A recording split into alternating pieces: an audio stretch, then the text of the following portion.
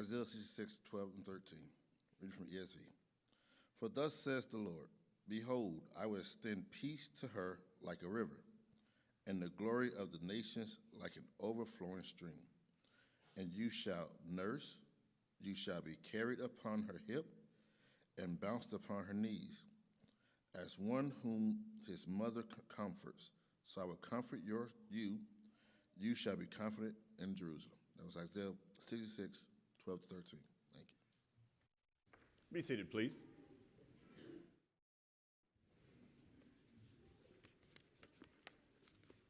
Good morning. And happy Mother's Day to all the moms, grandmothers, spiritual mothers, and mother figures who are here with us today. You know, moms are amazing. They are nurses, counselors, chauffeurs, short order cooks, crisis managers, and prayer warriors, often all before breakfast. I once heard someone say that if evolution is real, then mom should have had 3 extra arms and eyes in the back of their head. It's so true in all of what they do. What makes a mother's love so powerful is not just what she does, but who she reflects. Mothers are not just a cultural or a biological role. It is a reflection of the very character of God. The tenderness, the protection, the perseverance, the heartache, the hope that mothers carry, these qualities are not incidental. They are the echoes of the one who made us in his image. And so this morning, I want us to really just sort of drill down on what Jesse's already set up for us in looking at how a mom truly reflects the very character of God. And so as we look at this, let's look just first at a mother's ways and what it is that we see in moms. And moms teach us things. I read an article once about a man talking about the things that he learned from his mom. I wanted to share that with you. He said he learned logic. If you fall off that swing and break your neck, you can't go to the store with me. As well as, if everyone else jumped off a cliff, would you do it too? He learned humor. When that lawnmower cuts off your toes, don't come running to me. He learned genetics. You are just like your father. Anticipation. Just wait until your father gets home. Receiving. You are going to get it when I get you home. Religion. You better pray that will come out of the carpet. Stamina. You'll sit there until all that spinach is finished. And then the man's favorite, the circle of life. I brought you into this world, and I can take you out. There is so much that mothers teach us. They don't just bring us into life, but they bring us to understand the things of life. And that is very highly respected by God. In Proverbs 6 and verse 20, the writer there says, "My son, observe the commandments of your father and do not forsake the teaching of your mother." A mother's teaching is not just the things of life, but they bring us to something much greater. God gave us mothers to teach us by their actions the very nature of God. And so we see then a mother not just teaches, but a mother shows. A mother shows compassion, a concern for the suffering and misfortunes of others. There was a grandfather, and he was watching his grandson play, and the grandson was just running around in the living room, and it was a small little space. And the grandfather said immediately it went from sounds of laughter to screams and screeches because the grandson had hit his toe. The grandfather said, I was on the verge of saying, that's what you get for running around at such high speeds in a small little space. He said, "Then my wife came to him, picked him up, set him on the kitchen counter, took his foot in her hands, and kissed his little toes.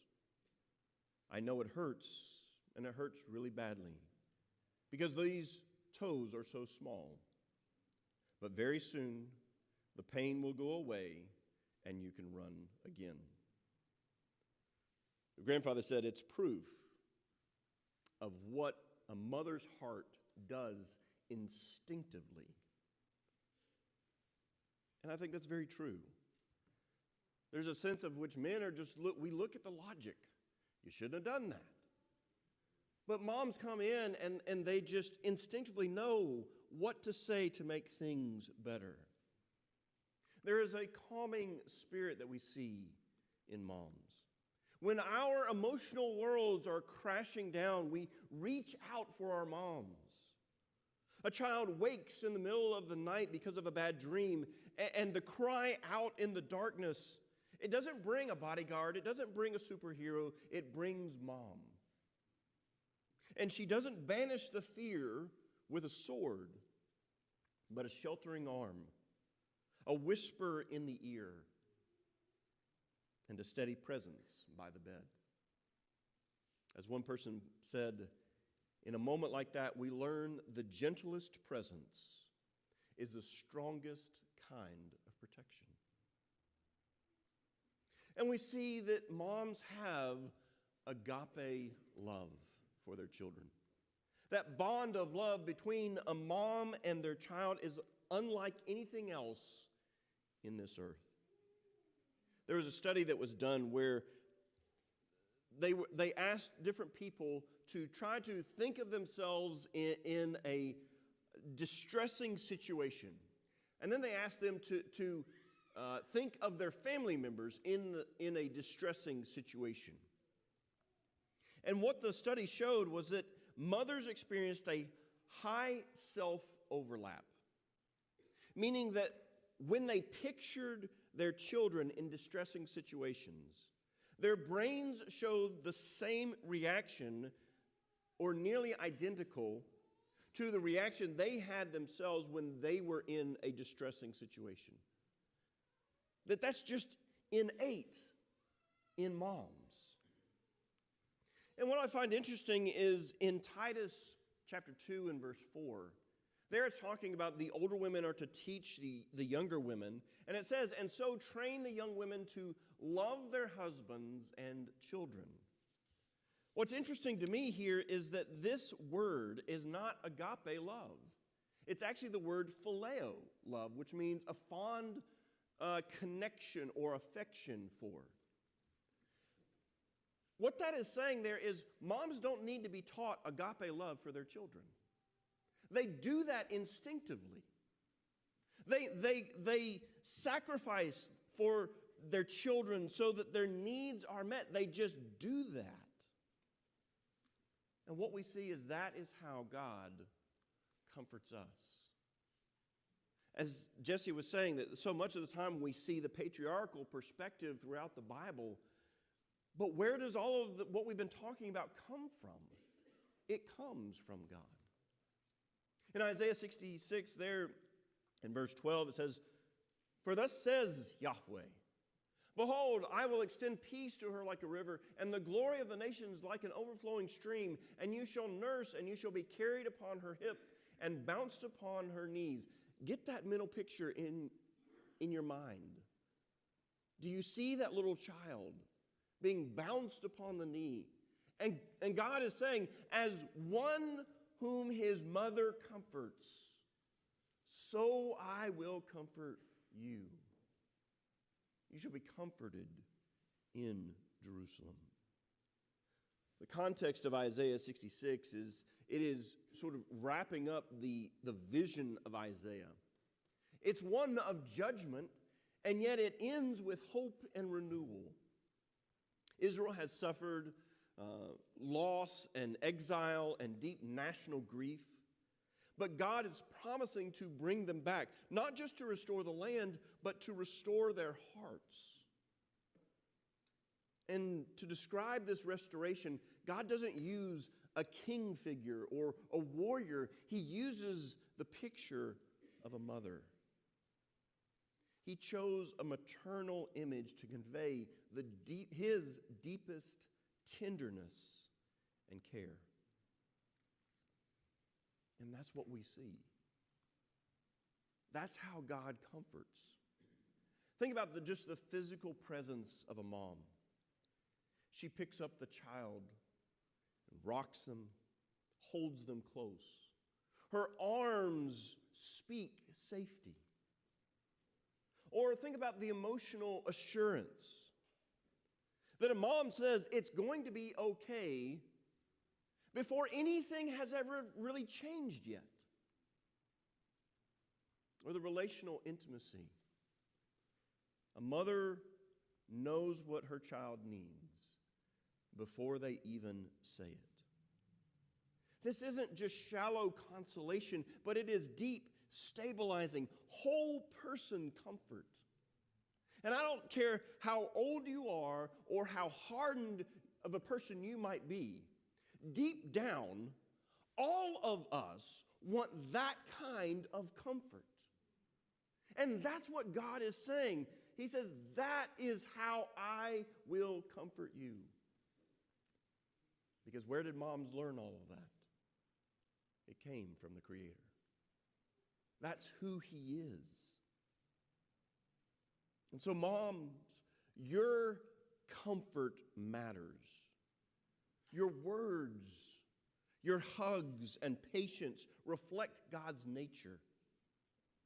Even when you're tired and in the most difficult times, your comfort is a divine ministry because others see God in you. And you are shaping the next generation by daily acts of grace and strength and sacrifice. But I want us to take this a step further and go beyond a mother's love. Because in Isaiah 49 in verse 14 beginning, the writer there says, "But Zion said, Yahweh has forsaken me. My Lord has forgotten me. Can a woman forget her nursing child, that she should have no compassion on the son of her womb? Even these may forget, yet I will not forget you. Behold, I have engraved you on the palms of my hand. Your walls are continually before me." In the context here, Zion is portraying the exiled Israelites. And they are feeling abandoned by God. What they expected, what they had hoped for, it doesn't seem to come to fruition. And so they feel as if God has just wiped them from their memory. But what verses 15 and 16 show are God's divine compassion and permanent devotion and the absurdity that He could forget those whom He loves. So notice here in this text, let's just sort of go through it by making the comparison to the mother. If we think just about the mother-infant bond, how is it that a mother can forget her infant? Well, think about from just a physical standpoint. As he's talking here about a mother who is nursing. From that physical bond that mom and infants have, nature moves the mother towards the child. I said, what do I mean by that? Moms don't need an alarm to know when to nurse. That they begin to feel uncomfortable because as their milk comes in, they know what is going on. The hormone prolactin stimulates the production of milk. And so the more you nurse, the more you have to nurse. And mother's physical nature tells her to nurse the child. But let's go a step further than that. Think about the emotional bond. That while nursing, the hormone oxytocin is released. Oxytocin makes a mother feel delight and contentment. Often that is called the cuddle chemical in our bodies. And so there is already that emotional connection that is there. But then there is the unconditional love that is unlike any other relationship. We might even look at marriage and the vows that are taken to love one another. But even in that sense, there's still give and take with that. That without that give and take, maybe the marriage sort of falls apart. But the mother-infant bond is give and take. But it is that the mother always gives and the infant always takes. 24/7, her life revolves around that child. And in one sense, we might say that that child does not give anything to the mom. That is unconditional. That is sacrificial. That is indestructible love of a mother for their child. But now let's look at God's bond with his people. So we think about God's bond, it is both like and unlike that bond of a mother and infant.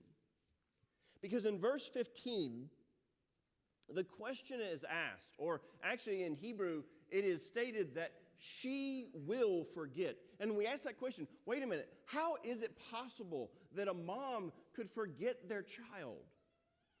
And we can see maybe instances where in brokenness, moms maybe abandon their children, or even just the idea that in the eventuality, a mom is going to die.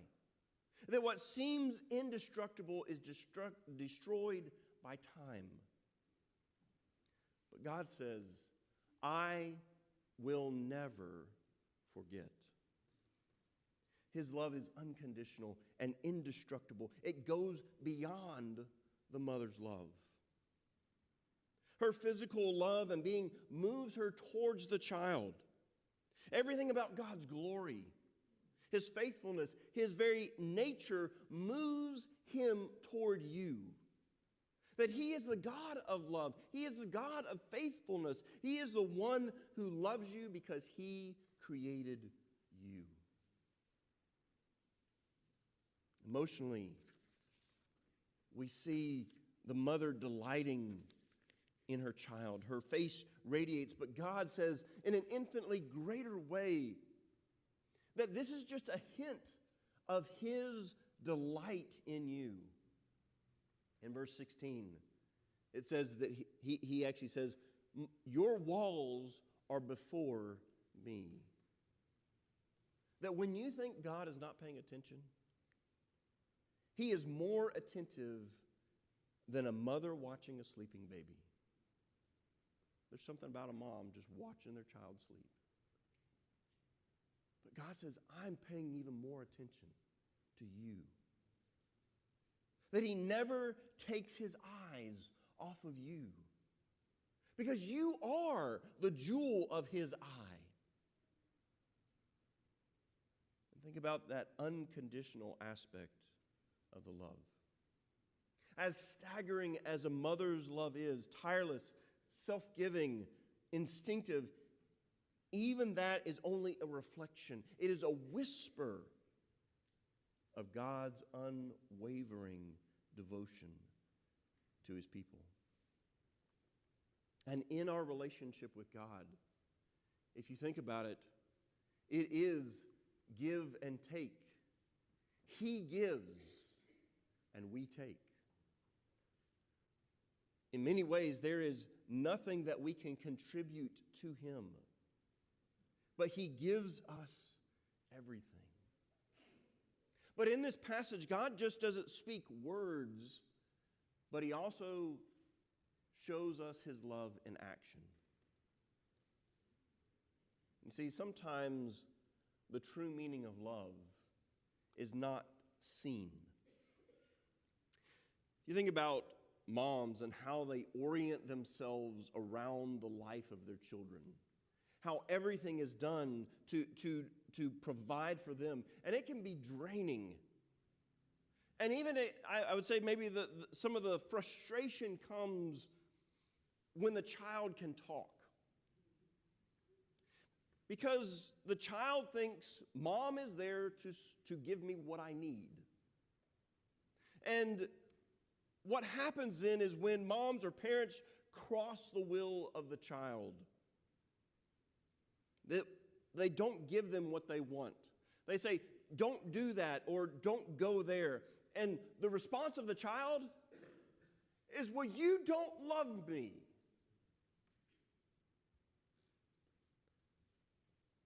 What we might want to say, what moms might want to say in those moments is, you little twerp. They don't say that. But maybe they think that because the recognition of, you don't realize the sacrifices that I have made for you. The invisible things that I have done, the most crucial sacrifices, the deeds of love that I have done, and these are not the things that you're asking about now. How many times do we do that with God? We ask, God, what are you doing for me now? You haven't answered my prayers. You haven't done this for me. And God says, you have not seen the magnitude of my sacrifice for you. The most crucial deed of my love for you is not what you are worried about right now. See, God shows us his engraved hand. The Hebrew word there in the text is actually used of an inscription on stone. And he is saying here, you are engraved on the palm of my hand. And we might at first look at that and say, that is such a beautiful metaphor. In ancient times, the name of the master might be tattooed on the servant. But never is the name of the servant tattooed on the master. Because this would mean the master was devoted to the servant. But that's exactly what God is saying to us. And it's not that he sort of puts a post-it note of us on his refrigerator. This is, he says, engraved, like the Ten Commandments were carved in stone. Saying, God has written your name into his very being. The idea of engraving there is to engrave with a hammer and a chisel, or the idea of a spike. And so I want you to see that image, that idea of someone out of love letting another take a hammer and drive a spike into the palm of their hand. Would a mother do that for a child? Certainly. For a friend's child? Maybe. For an enemy? No. God did this for the world when we hated him. And when Thomas calls for proof to know that Jesus has truly been resurrected, he says, here are my hands. They've been engraved for you. That's the love of our God. And it is through a mother's love that we are pointed to someone greater. So today we honor that sacred calling of motherhood. It is a gift, a role, and a reflection of the very heart of God. Mothers, your compassion, your quiet strength, your sleepless nights, your whispered prayers are not just shaping your children, but they are whispering the gospel into their hearts. But even the most faithful mother is only a glimpse of our Father, who loves you to the point of giving his Son for your very life. That the love of Christ says, I have engraved you on the palms of my hands. I know you. And when Jesus stretched out his arms on the cross, he didn't just show us the love, but he secured that love forever. There's never a moment that I can say, God doesn't love me. Because he says, I've made it permanent. You are etched on my hand. I think that's important to think about. That when Jesus was resurrected, his resurrected body still had the scars. To show us that we matter infinitely, forever to him. So we give thanks to all of our mothers today.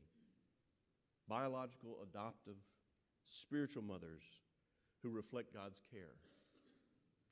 But let our hearts turn to our Savior, whose love never fails, who never forgets, and whose love never ends. Let us come to him. Let us rest in him. Let us trust in him. He's calling to you if you are not his child. He wants you to be his child. And if you are struggling, he says, I offer tender care and rest. Come back to me, and I will make you whole. If you're in need of that this morning, in whatever way it might be, won't you come as together we stand and sing?